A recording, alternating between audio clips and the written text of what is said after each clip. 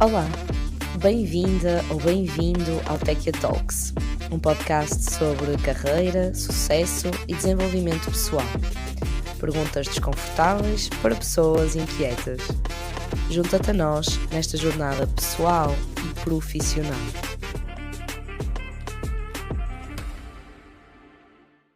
Seja bem-vinda ou bem-vindo ao nosso Techia Talks, um podcast sobre carreira, sucesso e desenvolvimento pessoal, onde fazemos perguntas desconfortáveis para responder a pessoas inquietas. O meu nome é Mariana e eu sou a fundadora da Techia, que tem como missão ajudar-te a fazer do teu trabalho uma alavanca para a tua vida de sonho.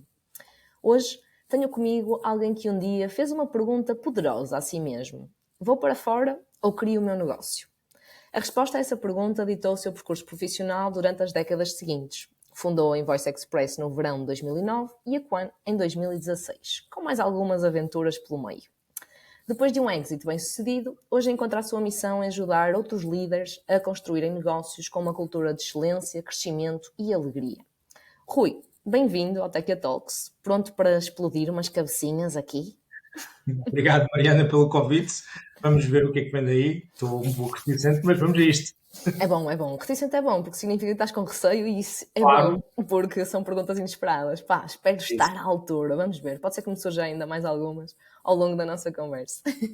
Vamos a Olha, isso. Rui, eu vou começar aqui pelo princípio, porque eu gosto sempre de fazer um bocadinho de due diligence dos nossos convidados. E eu vi aqui uma coisa no teu perfil de LinkedIn, que é sempre o que eu ataco primeiro, que me surpreendeu e que eu estou muito curiosa. Tu nunca trabalhaste por conta de outrem ou eliminaste isso do teu LinkedIn? Eliminei, porque ok. achei que não era útil para a fase da carreira em que estou.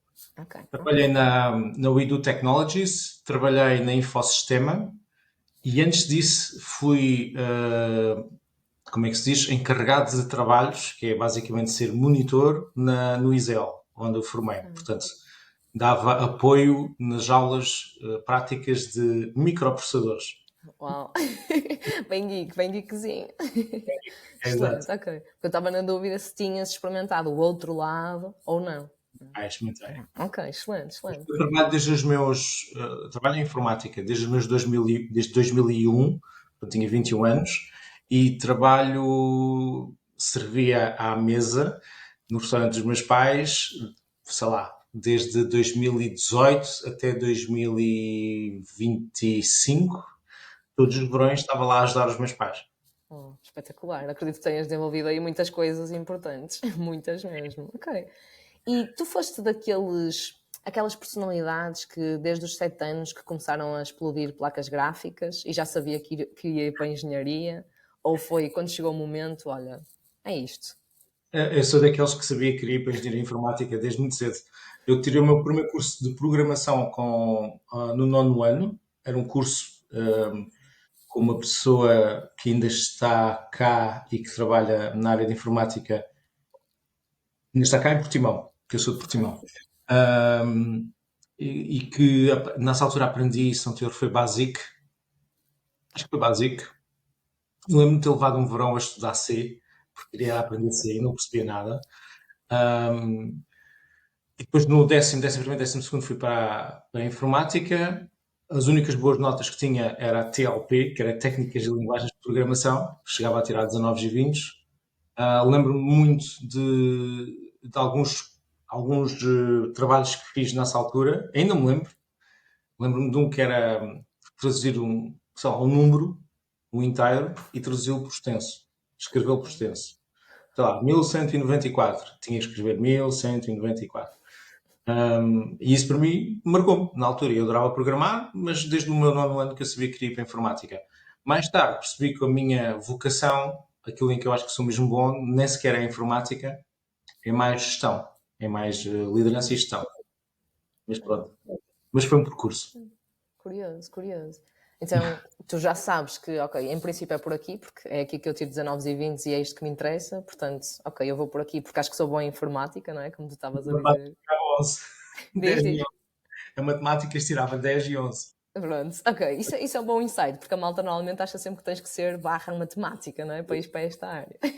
Ok, E sais aqui do ISEL e experimentas o mercado de trabalho e decides aqui começar um negócio. O que é que aconteceu aqui? Esta pergunta poderosa que eu falei no início, o que é que aconteceu ali para tu decidires, ok, pá, Eu vou servir aqui a audiência e vou contar uma história antes disso. ok, boa. Que foi, e já vais perceber porque é que acho que serve a audiência. Eu em 2005 estava no ISEL ainda, estava a terminar o curso, devia ser para em julho, e tinha posto na cabeça que queria ir para o Bidu. Porquê que eu queria ir para o Bidu? Porque o Bidu, o fundador do Bidu, um dos fundadores do Bidu era meu amigo, eu conheci-o num curso de desenvolvimento pessoal, fiquei com uma grande admiração por ele, entretanto, a partir daí comecei a seguir o Bidu. O Bidu foi das empresas mais internacionais do grupo Sonai, se não a mais internacional, chegou a estar presente em 80 países, era uma empresa de software, e eu queria ir para lá. E decidi, eu vou para lá. E acho que é um percurso ao contrário. Normalmente a gente mete o currículo, disponibiliza o currículo e vai ver o que é que aparece, né? No meu caso, não. Eu disse que queria ir para lá. E arranjei a maneira de ir para lá. E a forma como foi, e isto é que acho que pode ser útil, foi, eu fui ver, eu candidatei, fui chamado, fui a uma entrevista. Na entrevista fui entrevistado, lembro-me na altura, por um project manager e por uma estagiária de recursos humanos. A entrevista correu lindamente e disseram que passado uma semana davam uma resposta.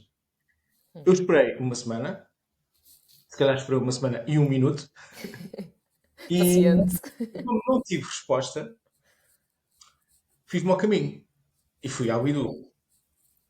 Fui fisicamente ao Bidu e pedi para falar com a pessoa de recursos humanos. E apareceu uma senhora que infelizmente já faleceu, que era uma senhora chamada Carla Reis. Eu lembro-me do nome porque marcou-me. E ela era a diretora de recursos humanos. E ela percebeu que ficou muito atrapalhada porque não estava à espera que eu aparecesse lá. Surpresa. E ela, portanto, entrevistou-me novamente. Ok. E, portanto, na entrevista voltamos a conversar e, passado uma hora de a entrevista ter acabado, eu tinha a minha proposta de trabalho. E fui para o Bidu. Quando estive no Bidu, entrei no Bidu em setembro, adorei a empresa é espetacular, hum, e adorei, portanto, a forma de gerir da Bidu. Ainda hoje tem boas práticas que não vejo em muitas empresas que o Bidu tinha. O Rui Paiva, o Fernando Videira, o João Moita fizeram um trabalho extraordinário a criar aquela empresa. Trouxeram das melhores boas práticas que existiam no mercado na altura e aplicaram no Bidu. Para mim é um estudo de caso, sinceramente. E o que aconteceu foi, eu adorei a empresa, mas detestava aquilo que fazia. E depois, como detestava aquilo que fazia, fiz-me ao caminho novamente. Passado 2 meses. Eu tive 2 meses no Bidu. Damn. E fui ao mercado ver o que é que valia. E, portanto, na altura apareceu-me, penso que foi em Infosistema. Depois ainda estive num projeto para um home banking de um banco português. Na altura era o Santander.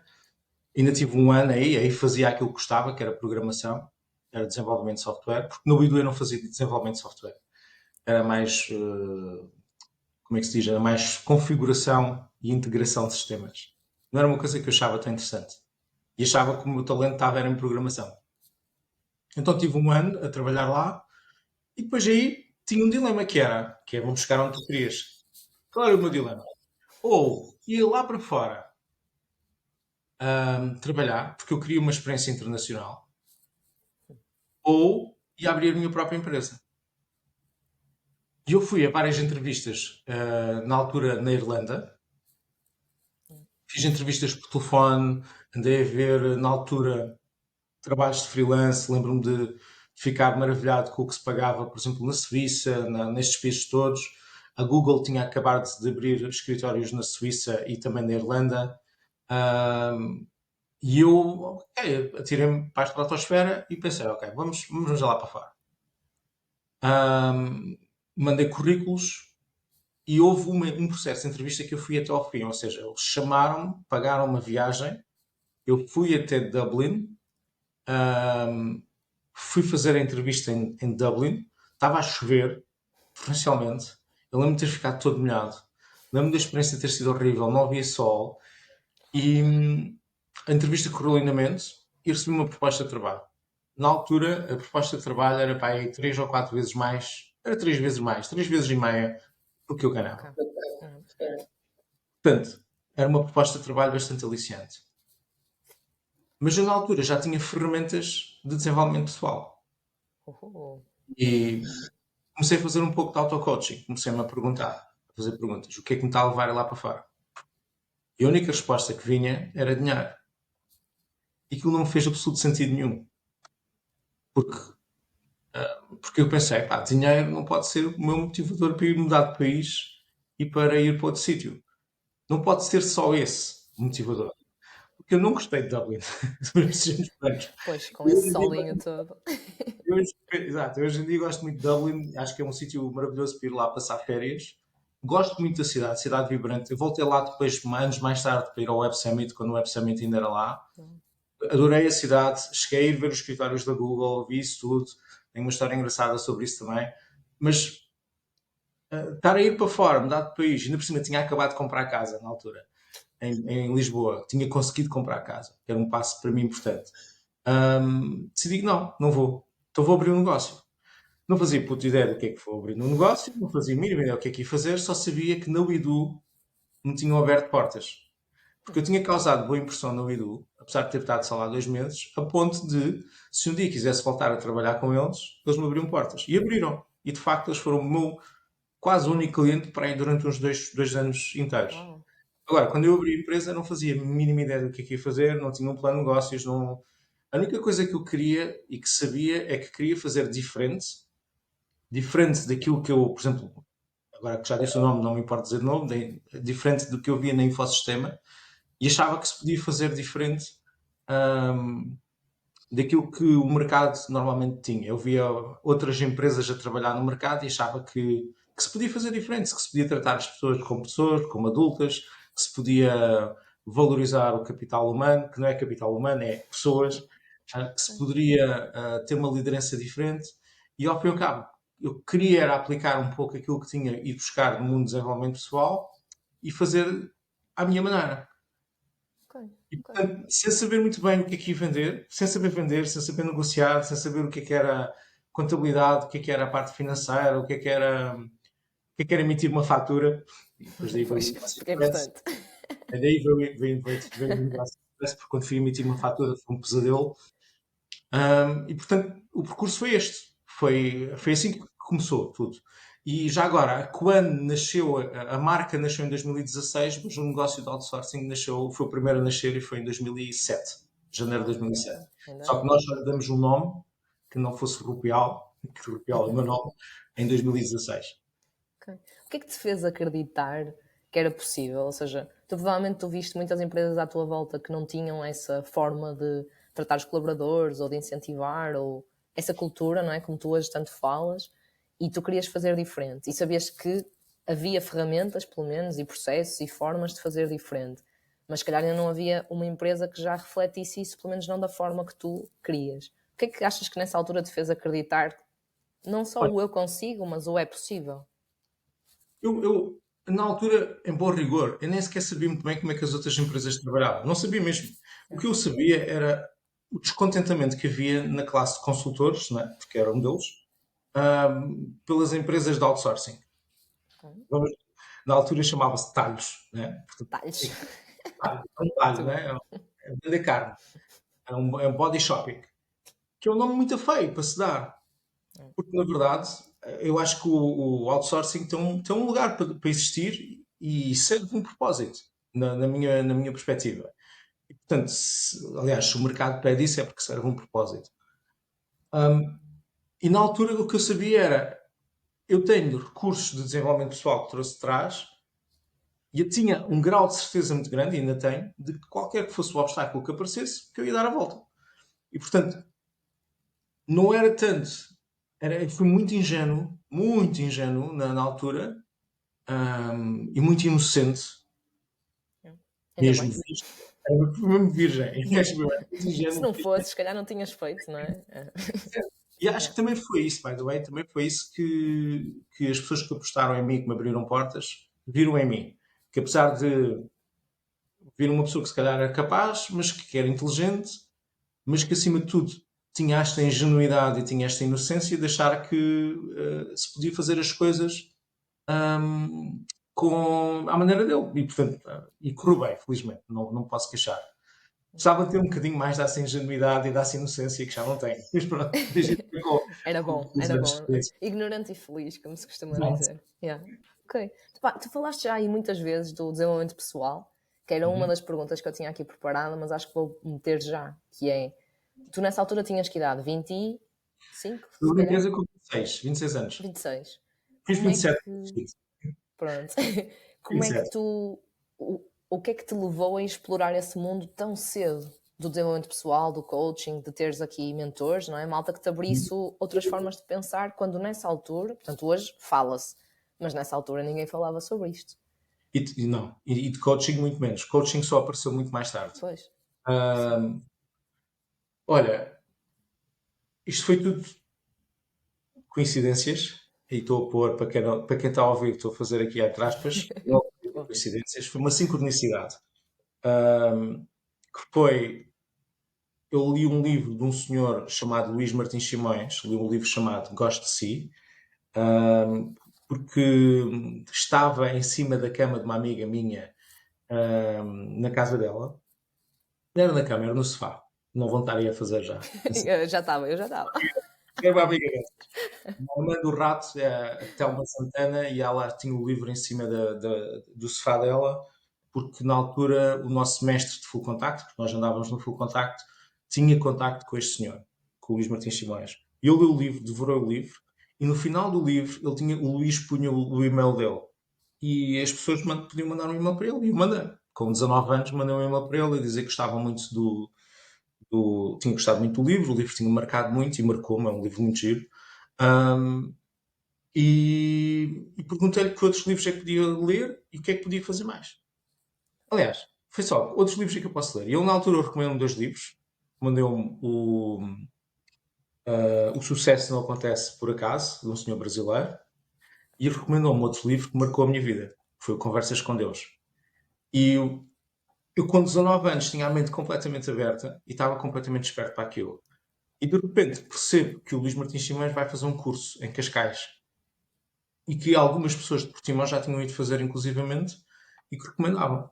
E eu fui fazer. Com 20 anos, 19, 20 anos, fui fazer a Cascais, sozinho. Já estava a estudar, portanto já estava em Lisboa, e o curso mudou completamente a minha vida e abriu horizontes.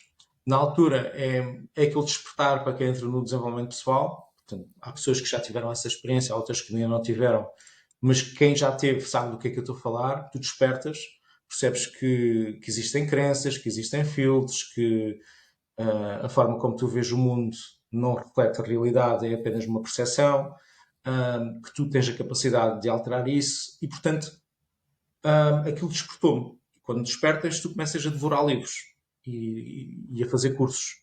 E no meu caso, na altura não havia muita coisa. Eu comecei a ler muitos livros da Louise Hay,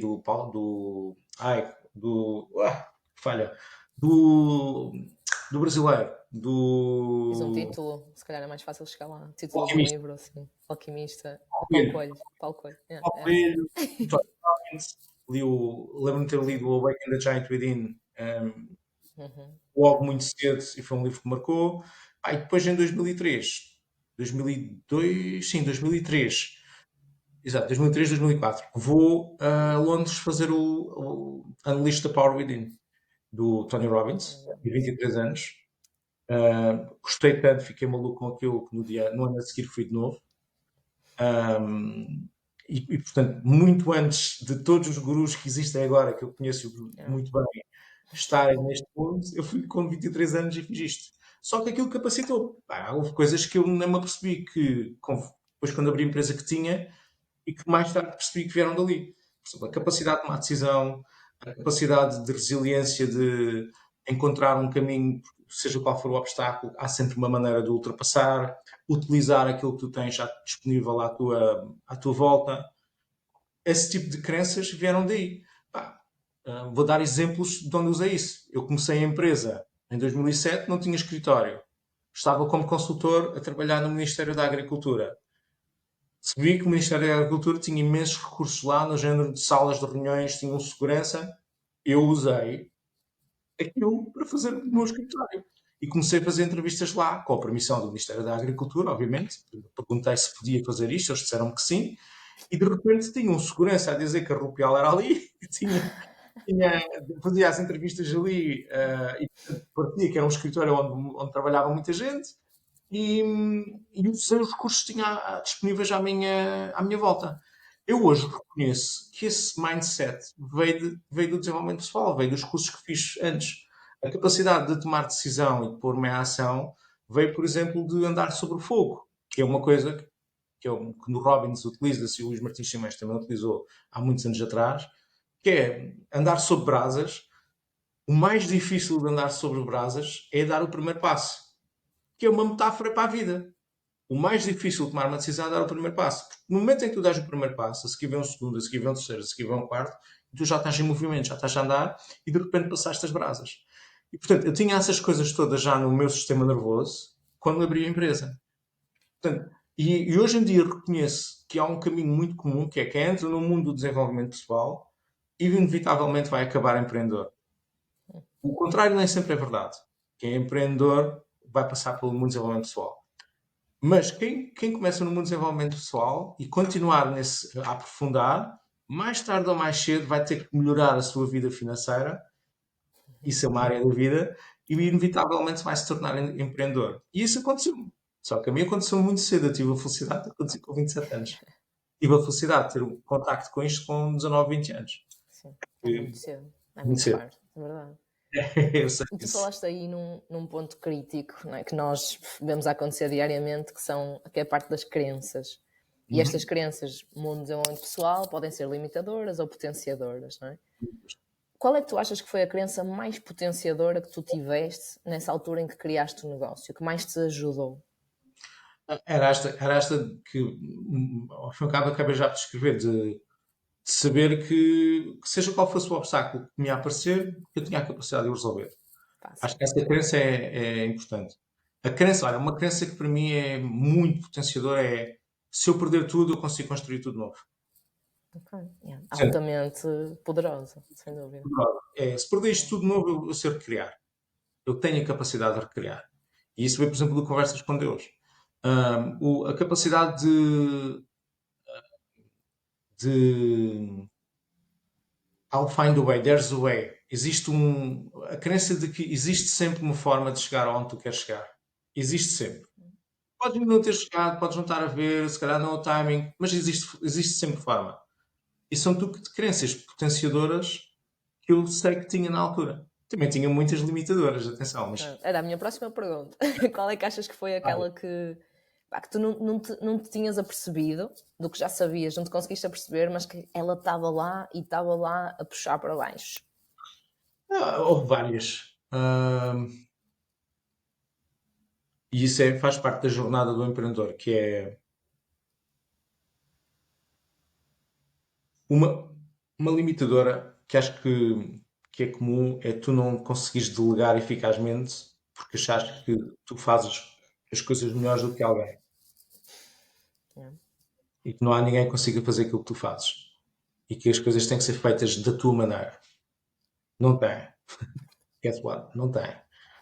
Têm que ser feitas com rigor, mas vai haver alguém que se calhar vai fazer melhor do que tu. Sei lá, crenças limitadoras.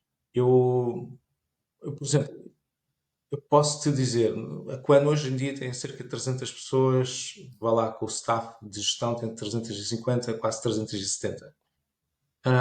Na altura em que eu criei, houve várias empresas no mercado que chegaram às 1.000, 1.500 pessoas. E, portanto, pensando que não, apesar de eu ser uma pessoa que me considero muito bem sucedida, houve pessoas que tiveram. O meu amigo Bruno Mota gera 1.500 pessoas na Devo Team, que era a Bold. E ele começou depois de mim. Portanto, quer dizer, de certeza que eu tenho crenças limitadoras que não permitiram atingir esse resultado.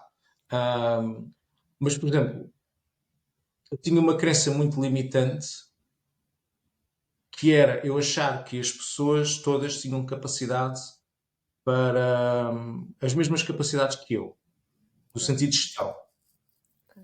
Isso é uma crença limitadora. Eu achar, ou seja, é irónico eu dizer, eu tratar as pessoas todas iguais a mim, que é altamente do ponto de vista cultural, mas depois no dia a dia é muito, muito mau. Vou dar um exemplo. Eu achava que os meus account managers tinham que fazer tudo. Tinham que gerir o cliente, tinham que recrutar, tinham que emitir as faturas para os seus clientes, tinham que fazer cobranças. E, portanto, houve uma altura na vida da empresa em que eu achava que era muito interessante ter mini empreendedores dentro da empresa. E isso e é curioso porque eu hoje vejo um concorrente a fazer exatamente esse erro. Um, e é irónico porque não é verdade que as pessoas têm que fazer isso. Aliás, quando tu te começas a especializar é quando começas a escalar. Isso era uma crença limitante. Uma crença limitante, por exemplo, que vem daí. Eu achar que fazer. Eu lembro que houve uma altura que fazia entrevistas em grupo. Ou seja, toda a gente tinha que decidir quem é que entrava. Só não entrava.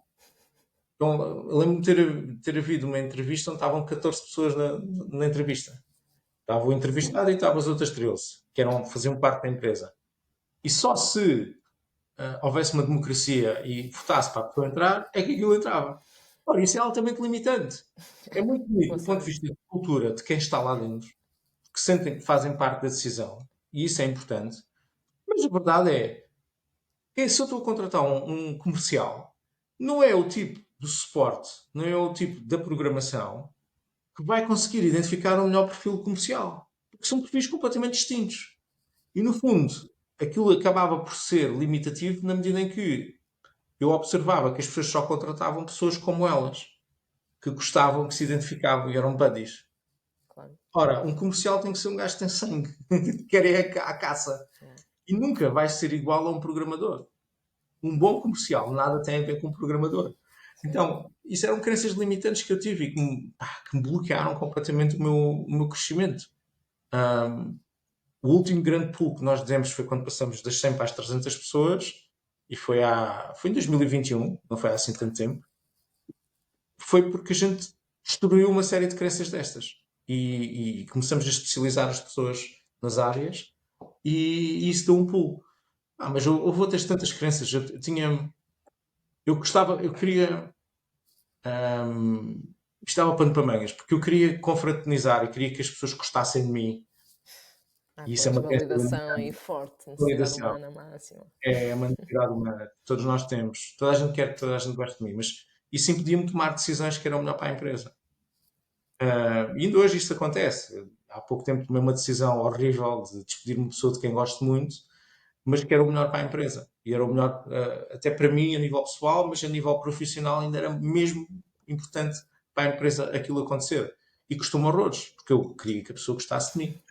Um, então, isso são tudo coisas, crenças, que se tu tiveres consciência das tuas limitações, te vão ajudar depois a quebrá-las. A perceber que o bottleneck és tu. Olha, isto é uma crença que eu tenho, que é, se o teu negócio não é o triplo daquilo que tu és, a culpa é tua. O responsável és tu. É porque tu ainda não percebeste o que é que está-te a bloquear, tu ainda não percebeste o que é que não estás a ver, e o responsável és tu. Ponto final. Claro. Isso é uma crença poderosa que eu tenho, que é, ponho-me sempre em causa. Exato. A Uh, responsabilidade é tua, não é? Não é, pões fora de ti que não podes controlar. não posso controlar. E, portanto, mas houve N crenças limitativas que foram sendo destruídas ao longo do tempo. Um, sei lá, achares que não podes despedir aquela pessoa porque vais perder metade das receitas porque aquela pessoa é o comercial XPTO. Errado. Achares que o cliente não te consegue pagar a tempo e horas. O cliente, coitadinho, o mercado Coitadinho. paga atrasado e aquele também juntos vamos atrás do mercado e se calhar vamos perder o cliente. Errado. Mas isso são crenças que tu vais destruindo com o caminho. Às vezes por trás experiência de fora que te ajuda a ver que não é assim, ou então por tentativa e erro tu percebes e dás, por exemplo, mas neste caso houve um cliente que me devia 800 mil euros e eu dei um murro na mesa e disse, olha, segunda-feira já ninguém vai trabalhar. Não há dinheiro, não há dinheiro. E de repente o fundo americano pagou tudo. Porque será, não é? De Não repente. será?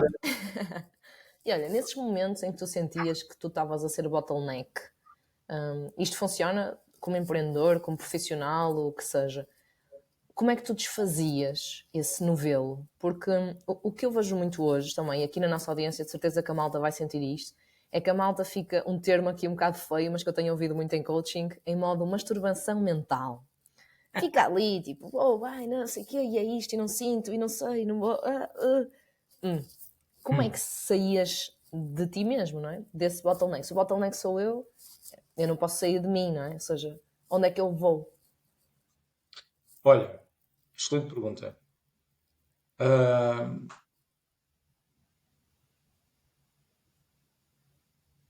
Estou-me a lembrar de algumas situações em que isso aconteceu. E a verdade é, ou tu vais buscar uma perspectiva de fora diferente, para te mostrar a pinta na testa que tu tens, que tu não consegues ver, porque não tens um espelho, ou não te olhas ao espelho, e os outros todos veem, ou para te dizer que o teu hálito cheira mal, tu não consegues cheirar o teu próprio hálito. Então, ou vais lá fora, e quando digo lá fora, é fora da empresa. Vais fazer um curso. Hoje em dia há N cursos em Portugal de gestão. Eu tive que ir lá fora. Hoje em dia, podia estar aqui a citar nomes, mas tens bons cursos de gestão. Tens o Paulo Vilhena, tens o Luís Diogo, tens uma série deles. Tens o Paulo Faustino, que eu também conheço, e o que eles fizeram também foi buscar lá fora e trazer cá para dentro. Eu fui lá fora. Eu fui fazer os Tony Robbins, fui fazer os Keith Cunninghams, fiz os Luís Martins Simões cá em Portugal.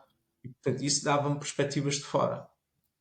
Eu lembro-me quando fiz o Business Mastery, que aquilo desbloqueou uma forma como é que eu ia escalar a empresa. Então, isso é uma forma que é sair de ti no sentido de tu educaste, porque o problema de seres o bottleneck não é tu estás aqui a martirizar, Yeah. a dizer, estou um desgraçado, não consigo fazer melhor. Não é isso. O objetivo disto é o que é que eu ainda não estou a ver. Preciso de ver o que é que eu preciso de aprender que ainda não aprendi. Eu lembro-me que durante anos a parte financeira para mim era um mistério. Pá, era uma cena tipo, os contabilistas mandavam-me o relatório no final do ano e eu não percebi um boi daquilo. Saía lá de uma solução de resultados, via que tinha mais ou menos lucro e pronto, e siga. Não percebia. Eu não percebia porque é que, apesar de ter lucro, não tinha dinheiro em caixa. E portanto, eu tive que ir aprender isso. E isso era uma limitação minha. No momento em que eu comecei a gerir a empresa quando tinha essas ferramentas, a empresa mudou. Então, esse é um exemplo. Outro exemplo é, há exemplos mais difíceis. Eu tenho, se um dia escrever um livro, vou falar sobre isto. Que é, a primeira situação que eu tive de liderança, primeira de todas, foi em 2009, 2008. Foi logo em 2008. A primeira pessoa que eu contratei foi uma mulher, veio em estágio profissional e veio para me auxiliar em tarefas de recursos humanos. E eu apaixonei por ela. Ups, acontece. Foi um amor completamente platónico. E a cena foi porque eu sentia grande necessidade de conexão e no trabalho, como nós trabalhávamos muito bem, estávamos sempre a conversar, íamos, no final do dia, ainda por cima estava no Chiado, lá naquilo que hoje chama-se cowork, que na altura chamava-se escritório virtual, ou whatever, que era, um, nós íamos sempre beber um copo para lá e as conversas eram boas e eu senti-me altamente ligado para ela e chegou um momento em que pensei, para lá, pai, isto não pode ser, estou lixado. Ainda por cima ela tem namorado e não sei o quê, não, pá, não pode ser, isto nem sequer é recíproco, não é nada. Então tentei-me afastar. O que eu faço, não é? Tentei-me afastar dela e quando eu me afasto, ela sente. Claro. E quando ela sente, pensa, porque é que o meu chefe não. O que é que eu estou a fazer mal que o meu chefe já O que não se quer trabalhar passa? comigo? O que é que se passa? Então eu tive que me aproximar novamente, que é para explicar que não passa nada e volta e meia tentar ter alguma normalidade. Mas andei naquele conflito.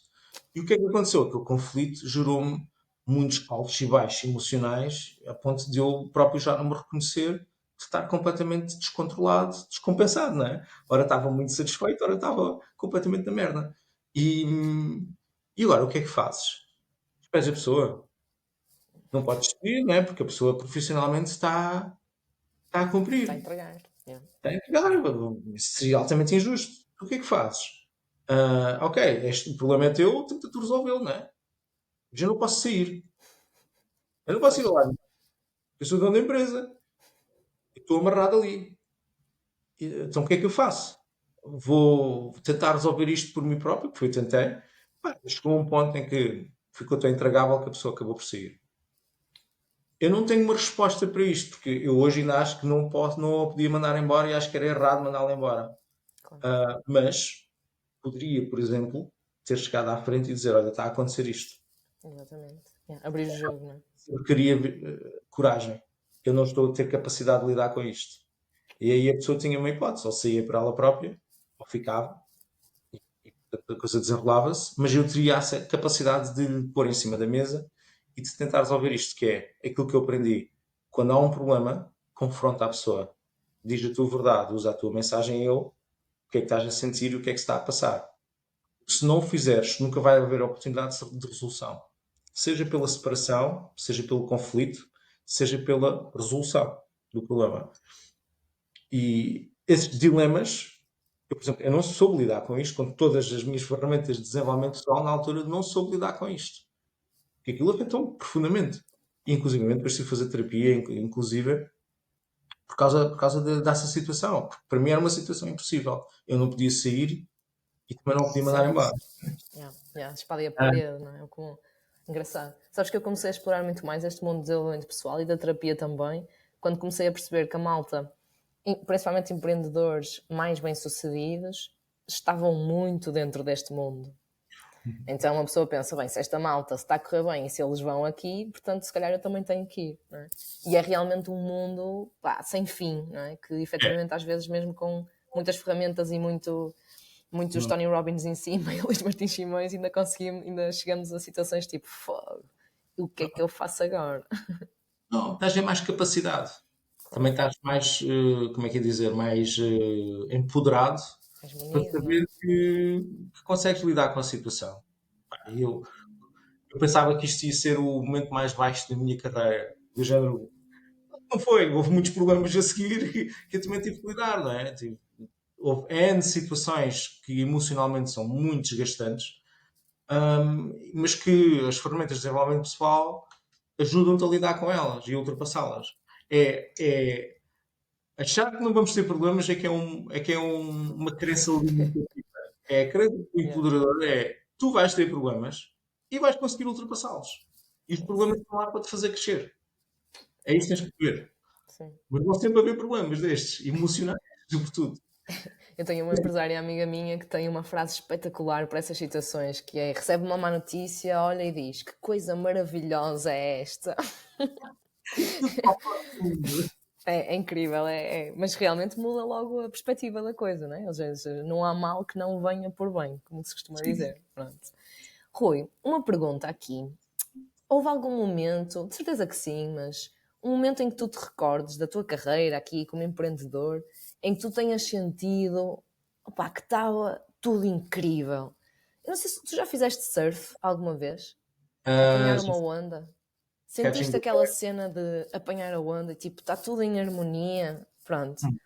Já tiveste um momento assim? E já. se consegues descrever, trazer para aqui como é que foi? Posso. Foi um. Portanto, eu quando vendi a empresa agora, foi um desses momentos. Ok, boa. 8 de fevereiro de 2024. Um, Foi um culminar de situações que aconteceram que parece que foram acumulando para aquele momento. E quando aconteceu, eu lembro-me de estar em bliss, no sentido de uau, não estava à espera disto. Não, olhando para o histórico do que tinha acontecido meses antes, meses antes, a própria negociação com a Visma na altura foi que não foi só com a Visma, foi com mais outros dois players, que eu não posso dizer publicamente. A Visma posso dizer porque é público que eles adquiriram, mas que na altura houve muitos percalços, houve muitos altos e baixos, os tipos que fizeram uma proposta muito alta, depois tiraram a proposta a meio do caminho, e depois fiquei descalço, não tinha nada, e depois apareceu a Visma, e depois. E portanto foi tudo uma aventura. Antes disso, a minha equipa tinha saído toda para a concorrência, ah, numa tipo de uma novela mexicana. Vou pensar como é que eu vou gerir um produto com 12 mil clientes e não tenho equipa. E na altura senti mesmo que foi com a intenção de prejudicar-nos, não foi com outra, não foi uma intenção bonita. As coisas podiam ter sido feitas de uma forma diferente. Portanto, aquilo foi o culminar de. Fogo, aconteceu isto tudo, eu em retrospectiva olho e I was connecting the dots e senti ali um momento de bliss. Mas houve mais. Por exemplo, isto que eu conto da história da rapariga, eu hoje olho para trás e vejo com muitos. Parece que estão ali a ligar os pontinhos, né? O connecting the dots do Steve Jobs. Que ele, só olhando para trás, eu consigo ver que aquilo depois mais tarde me veio ajudar. Que o conjunto de más decisões que eu fui tomando me levou, por exemplo, a conhecer o Duarte, que hoje em dia é o CEO da Quen. Que ter perdido um cliente todo que era mega importante para mim na altura. Por exemplo, quando eu Bidu, houve uma altura que eu estava no Japão, eu recebo um telefonema e o Bidu estava-me a chamar todos os nomes e mais alguns, estavam-me a odiar, cortaram connosco, eu tive de despachar, na altura acho que foram 14 pessoas, tive de me mandar embora. Foi um filme, por causa de um mal-entendido. E hoje em dia olho para trás para isso e vejo, isso deu um arcabouço. Na altura, se eu não falei naquele momento, eu já não vou à falência nunca. E portanto, anos mais tarde olho para trás e vejo quando perdi 25% do revenue do Invoice Express, foi desgastante, mas eu estava lá e vamos lidar com isto. Vamos sobreviver. Portanto, houve momentos de bliss que quando tu olhas para trás, bliss esteve sempre lá. Agora sim, não é? Na altura doeu, mas Yeah. agora. Existe uma palavra, é graça, grace. Estava lá. Parece que estava lá uma mão invisível. E estava, no meu sentido, eu senti sempre essa mão invisível. E, portanto, sinto muito grato por isso. Mas foi desgastante na altura. Portanto, há esses momentos. Acho que os empreendedores devem olhar para isso porque eles estão lá. Esses momentos. Bastante. Ou ganhas ou aprendes, não é? E, Sim. Sim. e essa perspectiva muda muito. E por acaso isso foi uma coisa que me custou a desenvolver. Pá, eu vou experimentar, aconteça o que acontecer, pá, se correr mal, top. Pelo menos a pessoa tira a aprendizagem daqui e vais logo de uma forma muito mais leve para aquilo, não é? Não com. Sim.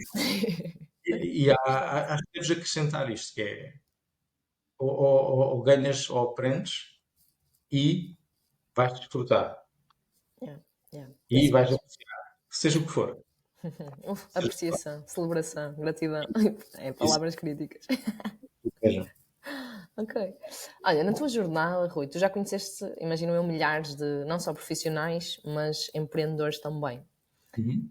E existem sempre nos dois lados da moeda malta que trabalha por conta de outra e pensa em criar um negócio, malta que cria um negócio e pensa, epá, eu vou mandar isto para o ar e vou lavar as escadas.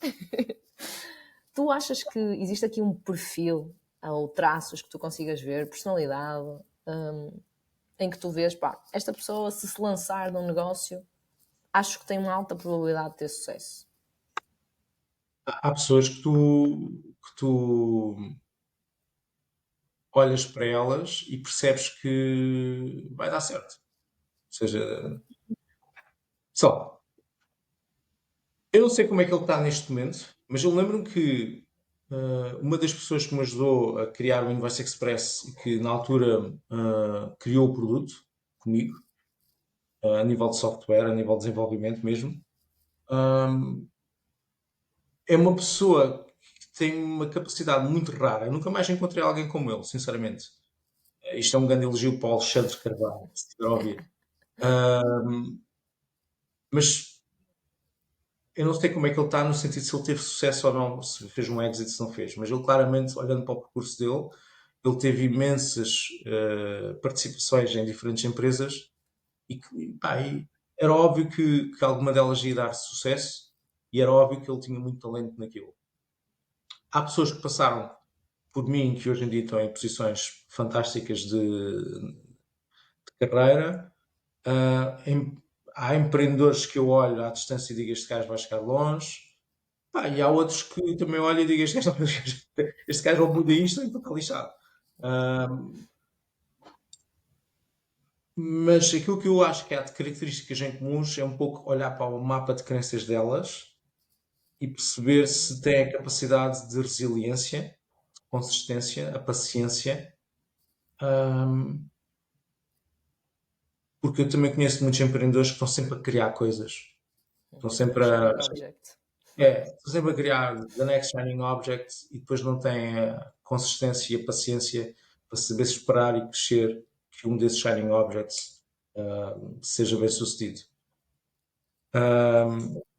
Portanto, Excelente. Muito bem, muito bem. Rui, tu recriaste, vou dizer recentemente, que já tem algum tempinho, o RAMP. uhum, Com a missão aqui de pegares em outros líderes que estão a construir os seus negócios e tu descreves efetivamente a criarem aqui este negócio com uma cultura de excelência, de crescimento, de alegria, que está, engraçado teres mencionado isto no início, super ligado ao teu driver inicial, não é? Ou seja, o Rui de 25, 26 anos, era isto que ele queria, cá estamos.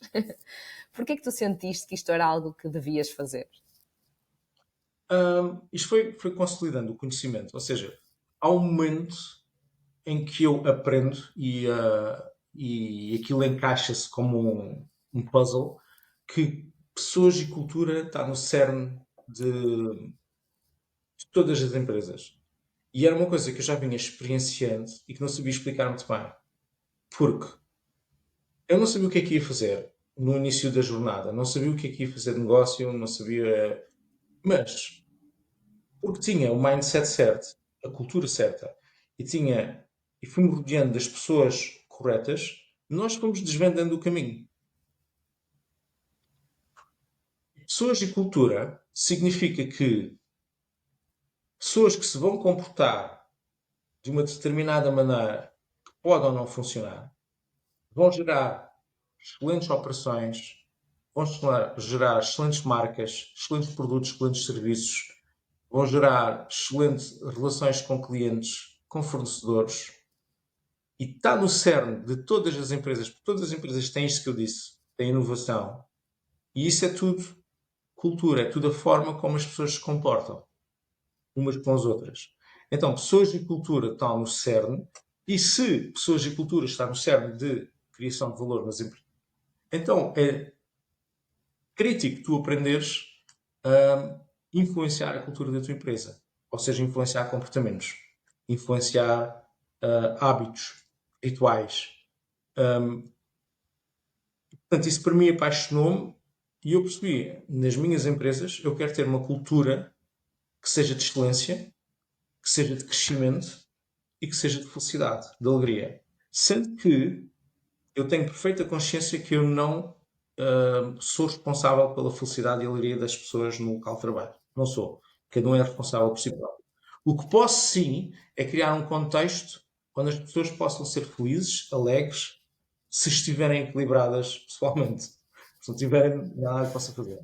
Um, e portanto, para mim, ter uma cultura que seja de excelência, em que as pessoas queiram ir trabalhar para lá, tenham um grupo profissional, gostem daquilo que entregam, que os clientes reconhecem como bons produtos ou serviços, que sejam fãs, que se tornem fãs incondicionais das nossas marcas, que nós estejamos constantemente a inovar e que as pessoas sintam liberdade para propor, para tomar iniciativa, para inovar, para fazer diferente, para melhorar e que seja de excelência no sentido em que medem as coisas, em que as coisas não são baseadas no ar, em que há métricas, em que há dashboards, em que as pessoas veem que as coisas efetivamente melhoram e que queiram constantemente estar melhores no seu melhor jogo, isso é uma cultura que para mim é ganhadora, é de sucesso e é uma cultura do qual eu pessoalmente quero fazer parte. Porque eu gosto de jogar o jogo ao mais alto nível e quero que as pessoas que estejam comigo também gostem. E essa é a parte da excelência. A parte de crescimento é porque, se formos ver bem, na maior parte das vezes, e isto está ligado também com a felicidade, a maior parte das vezes em que a gente sente-se feliz é quando se sente-se a progredir. é quando eu sinto que a minha relação está a progredir, é quando eu sinto que o meu peso está a descer, é quando eu sinto que estou a ganhar massa muscular, é quando eu sinto que estou cada vez mais em paz, sinto-me cada vez mais alegre, mais feliz. É quando eu vejo que estou em paz com os meus filhos, é quando eu vejo que estou a progredir em alguma coisa. Então o crescimento tem que fazer parte da empresa, seja na forma de, agora falando em métricas, de revenue, de receitas, seja em presença geográfica, seja em número de pessoas, seja em EBITDA, seja em cash flow, mas que haja crescimento, que haja progresso individual e corporativo de grupo. E a felicidade e a alegria é porque nós queremos que as pessoas queiram ir trabalhar todos os dias e queiram ir trabalhar no local de trabalho onde sintam-se felizes, onde sintam-se elas próprias. Um, porque não, pá, em primeira instância eu criei a empresa porque queria um local de trabalho onde eu quisesse ir trabalhar. Houve vezes em que isso não aconteceu, houve vezes em que eu não queria trabalhar para a minha própria empresa, mas a ideia original está lá e mantém-se isso. Eu esta semana fui ao escritório, pá, e a Dora vai estar no escritório. Na terça-feira o escritório estava completamente ao barrote, estava cheio, e soube muito bem a energia que lá estava. E portanto gosto imenso da cultura que estamos a criar em conjunto, porque é boa. E a empresa está a crescer, o grupo está a crescer, as pessoas sentem-se a progredir. Portanto, há lá pessoas que já estão lá quase há mais de uma década, gostam mesmo daquilo. Há pessoas que começaram agora e estão maravilhadas. Há outras que entram e não se identificam nada, e está tudo certo.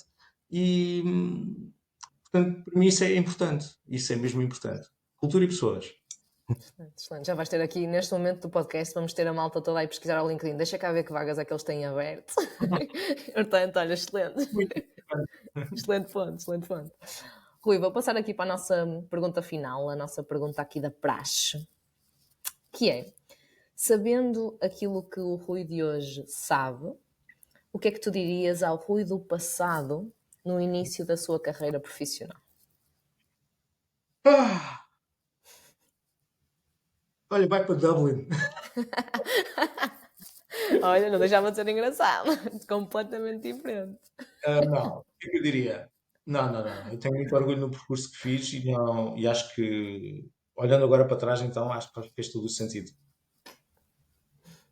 Porque ter ido, agora em retrospectiva, ter ido para Dublin ia-me servir a mim. Ter criado a empresa servi centenas, se não milhares de pessoas. Eu tenho muito orgulho de dizer que houve centenas de pessoas que passaram pelas minhas mãos, que eu ajudei a formar e que hoje olho para o mercado e tenho muito orgulho em vê-las a brilhar em altos cargos, em muitas das startups e empresas tecnológicas que há no mercado. Portanto, o que é que eu diria a mim mesmo? Vai valer a pena, isto não é só sobre ti. Um,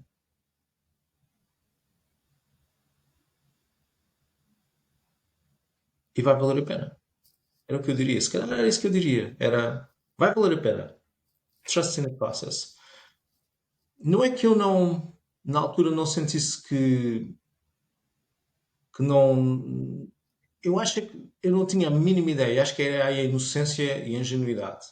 Se tu me dissesses em 2006 que eu ia ter um grupo de empresas que ia faturar mais de 20 milhões de euros, eu dizia, tu estás, mas é maluco. Impossível. O que é que tomaste? Alucinar. Não, estás a alucinar. E na altura, e vais ter 300, quase 400 pessoas, sei que já não tenho as 400, já nem sei, mas não fazia puta ideia. E,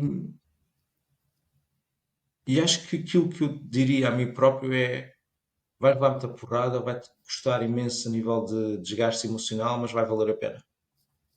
Eu lembro-me de um dos cursos de desenvolvimento que fiz, de ter dito que queria ter uma carreira internacional e queria me formar aos 40. Check, check. Top. A manifestação e a criação de matéria funciona. E tenho muitas provas disso. A parte espiritual nos negócios faz falta e funciona, é muito poderosa.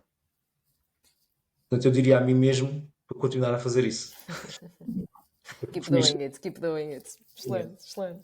Rui, obrigada. Acho que esse modo final da espiritualidade foi um modo para um próximo episódio, porque isso tem pano para mangas também.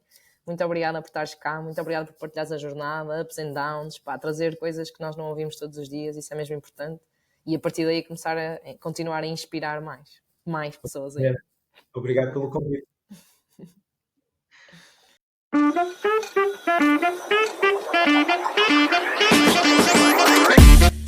Olá, bem-vinda ou bem-vindo ao Techia Talks, um podcast sobre carreira, sucesso e desenvolvimento pessoal. Perguntas desconfortáveis para pessoas inquietas. Junta-te a nós nesta jornada pessoal e profissional.